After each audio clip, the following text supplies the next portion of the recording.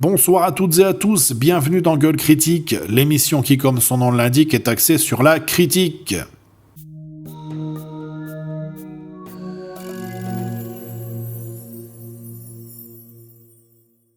Alors avant de commencer cette émission, permettez-moi de revenir sur un petit détail. Je pense que vous avez remarqué le changement de format. J'ai décidé de ne plus apparaître en face cam et de présenter cette émission en voix off maintenant. N'hésitez pas à me faire part de vos commentaires sous la vidéo. J'ai hâte de les lire. Le temps que vous restez indulgents et polis, ça n'a jamais fait de mal à personne. Alors tout de suite, sans plus attendre, nous allons rentrer dans le vif du sujet avec un film qui fait partie de mon top 5 de mes films préférés. Je veux bien sûr parler du légendaire American History X, sorti en 1998 et réalisé par Tony Kaye avec Edward Norton et Edward Furlong dans les rôles principaux.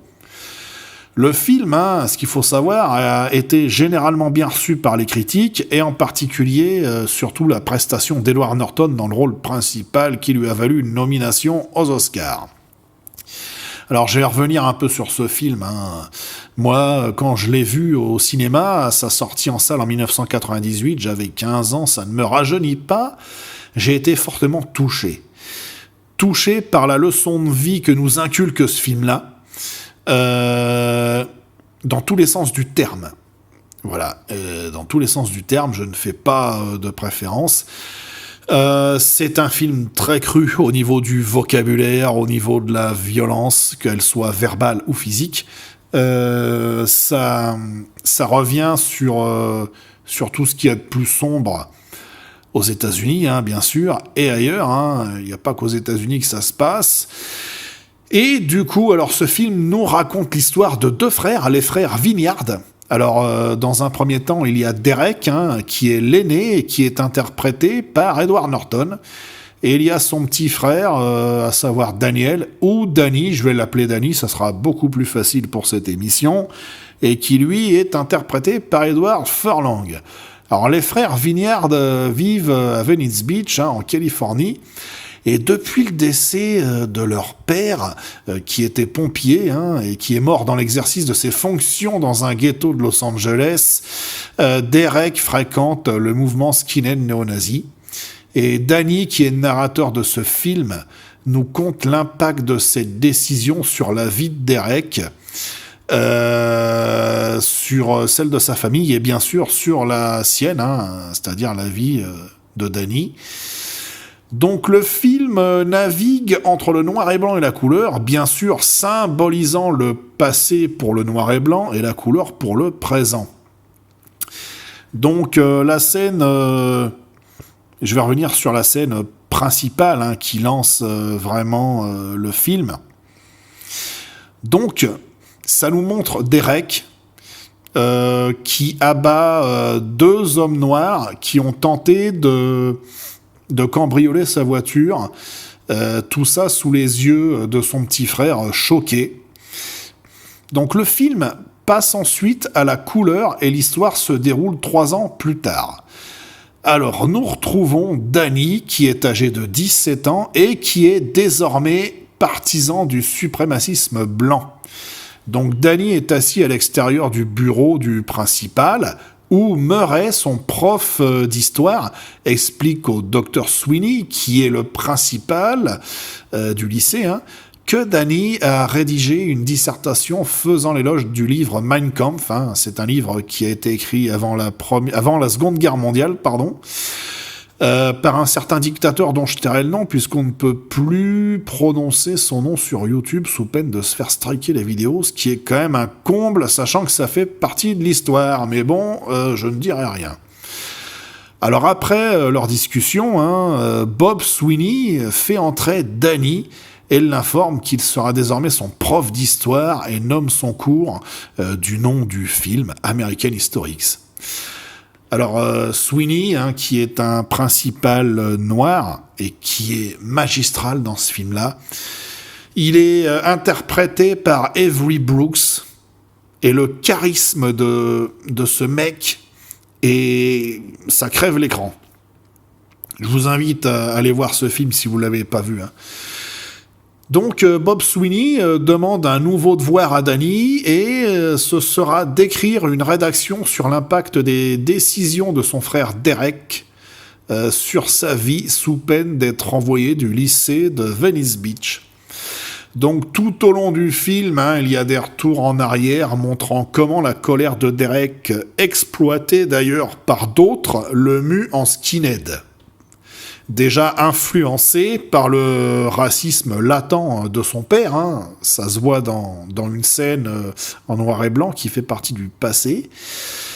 Derek, bien sûr, s'enfonce dans le néonazisme quand ce dernier, à savoir son père, est tué dans l'exercice de ses fonctions dans un quartier afro-américain. Donc Derek devient le bras droit d'une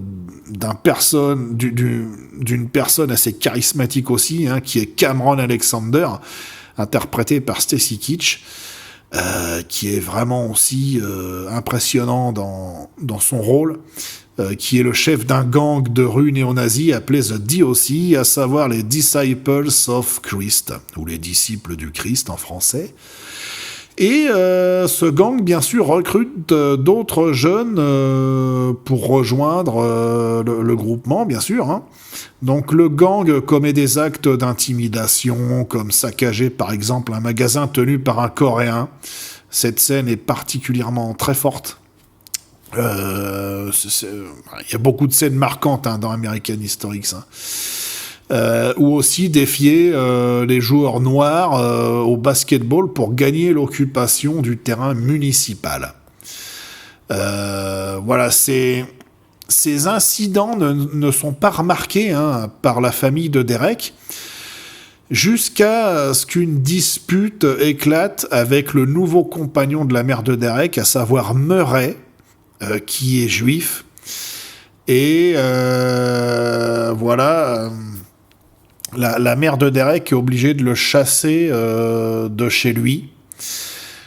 La scène est quand même particulière. Moi, je l'ai trouvée assez forte. Je l'ai trouvée très forte, la scène.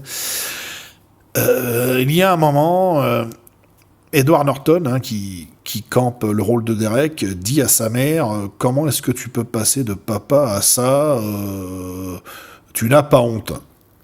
Et la mère répond avec certainement la punchline la plus poignante du film. « J'ai honte que tu sois sorti de mon ventre. » Alors ça, franchement, je pense que quand une mère dit ça à son fils, c'est qu'elle doit être dans une colère telle et dans une déception que... voilà, enfin moi c'est une phrase qui est très poignante, mine de rien. Peu importe comment ton fils est, je trouve que c'est poignant, quoi. Donc on va revenir sur la scène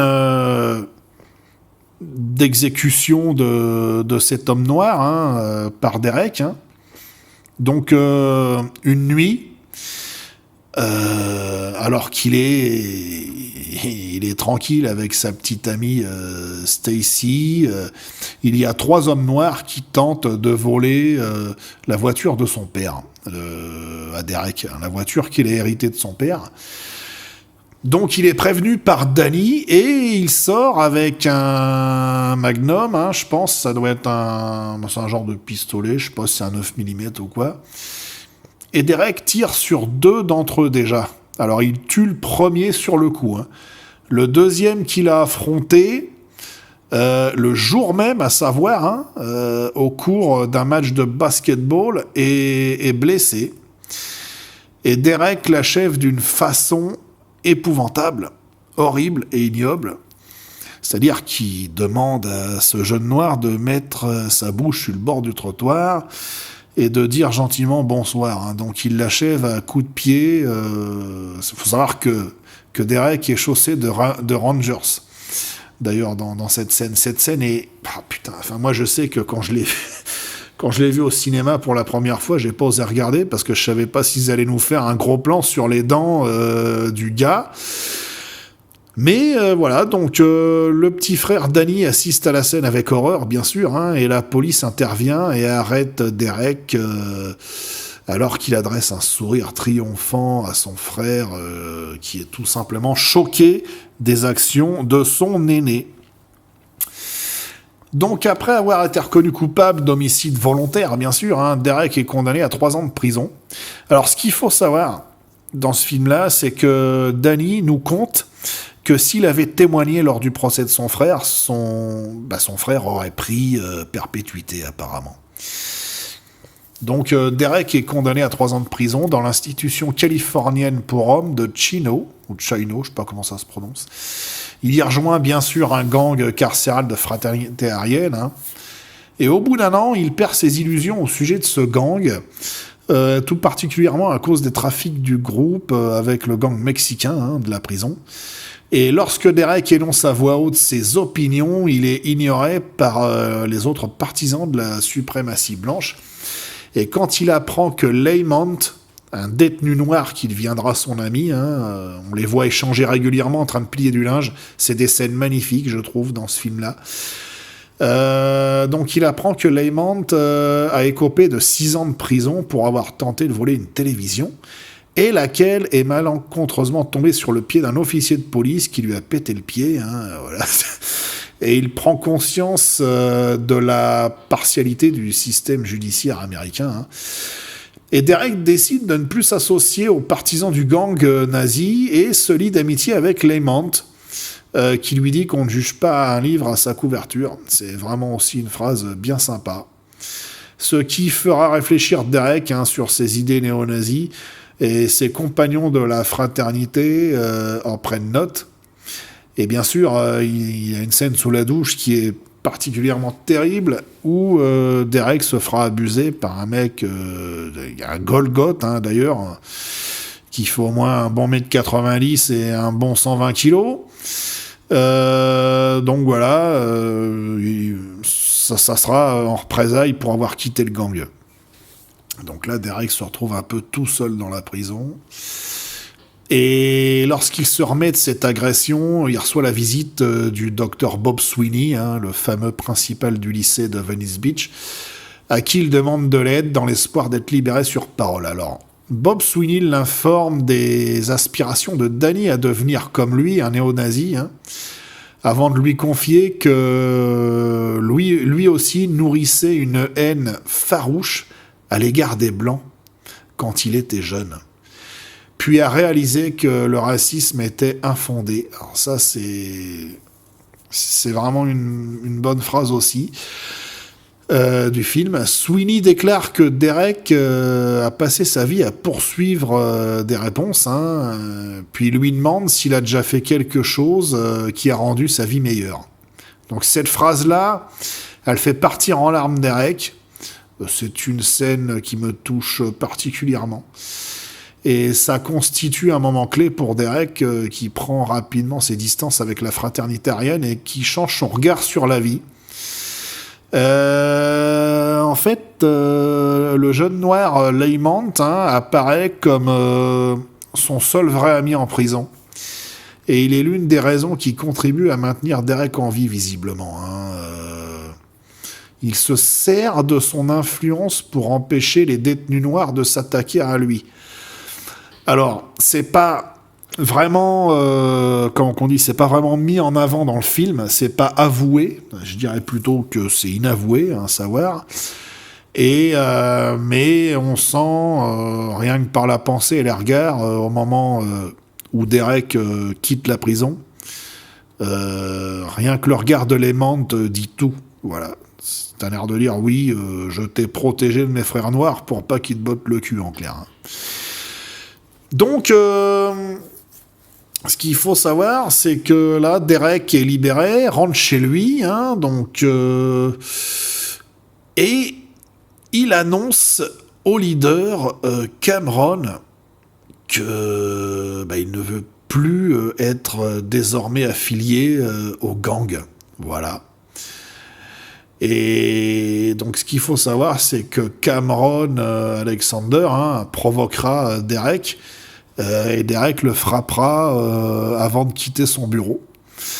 Donc il s'ensuit une confrontation au cours de laquelle un personnage que j'ai pas mentionné avant mais qui est important aussi dans le film, à savoir Seth Ryan, interprété par Ethan Suplee, qui est vraiment charismatique aussi dans ce rôle. Hein. Alors moi, c'est un personnage déjà qui me fait pitié, qui me fait rire, et à la fois qui m'écœure. C'est-à-dire que Seth Ryan, c'est ce mec qui fait au moins un bon 180 kilos, voire plus, obèse, con avec tout le monde, mais alors, le mec, je pense qu'il n'apprécie ni les noirs, ni les blancs, ni les femmes, je ne sais même pas s'il s'apprécie lui-même d'ailleurs. C'est un mec qui est repoussant dans tous les sens du terme. Alors, ce Seth Ryan est un ancien ami de Derek, et lors de la soirée, la petite fiesta là, qu'ils organisent, sachant que Derek a déjà mis KO Cameron Alexander dans son bureau, Seth Ryan pointe un revolver sur Derek, mais Derek arrive à s'emparer de l'arme et la braque sur la foule en colère avant de s'enfuir de la fête. Donc Danny est en colère hein, et s'oppose farouchement à son frère, qui lui raconte, au moment où ils sont isolés, hein, il lui raconte son expérience en prison. Donc les confessions de Derek semblent précipiter un changement chez Danny, et ils regagnent leur domicile ensemble. Donc ce qu'il faut savoir, c'est que le lendemain matin, Danny termine sa rédaction pendant que Derek se prépare pour un rendez-vous avec son officier de probation. Il amènera son petit frère Danny au lycée, hein, avant le rendez-vous. Et en route, il s'arrête à un café où il est rejoint par le docteur Sweeney et un policier. Donc, ils disent à Derek que Cameron, Alexander et Seth Ryan ont été attaqués la nuit précédente et ont été hospitalisés. Voilà. Derek prétend ne pas être au courant de l'incident, alors que les deux hommes lui demandent de l'aide. Voilà, à savoir Sweeney et le policier demandent de l'aide à Derek. Et d'ailleurs, Bob Sweeney dira à Derek c'est un peu toi, pour t'en sortir, il faut que tu t'y colles. Je sais plus c'est quoi vraiment la phrase. On voit que Derek ne veut pas retourner dans ses conneries. Mais il est forcé par Bob Sweeney qui lui dit il faut que tu t'y colles pour pouvoir t'en sortir. C'est toi qui peux résoudre le problème. Donc il accepte à contre-cœur. Hein. Donc quelques instants plus tard, dans les toilettes du lycée, Danny se retrouve face à un jeune noir qu'il a déjà croisé, à qui il avait balancé une bouffée de fumée de cigarette dans la figure. Et ce jeune noir lui tire mortellement dessus. Alors quand Derek arrive, la scène est terrible hein, parce que son frère est assis, il y a du sang partout dans les chiottes, c'est immonde. Je crois que c'est la scène la plus forte du film, hein. Ils ont fait un final terrible. Donc Derek prend son petit frère dans ses bras en pleurant. Franchement, la scène est poignante. C'est énorme. Et le film s'achève sur la voix off de Danny qui lit les dernières lignes de sa rédaction. Il cite en conclusion quelques lignes du discours d'investiture d'Abraham Lincoln, à savoir, entre guillemets, nous ne sommes pas ennemis, mes amis. Nous devons ne pas être ennemis. Voilà. Même si la passion nous déchire, elle doit ne pas briser l'affection qui nous lie. Les cordes sensibles de la mémoire vibreront dès qu'on les touchera. Elles résonneront au contact de ce qu'il y a de meilleur en nous. Bon, voilà, ça c'est pas toujours facile, surtout dans le monde où on vit. Donc voilà, c'était un gueule critique assez particulier. C'est la première fois que je traite un film Donc n'hésitez pas à vous abonner à la chaîne Éclectique et à activer la cloche pour recevoir les notifications sur les vidéos qui paraîtront. Hein. En attendant, je vous souhaite un excellent samedi soir. Je vous dis à la prochaine.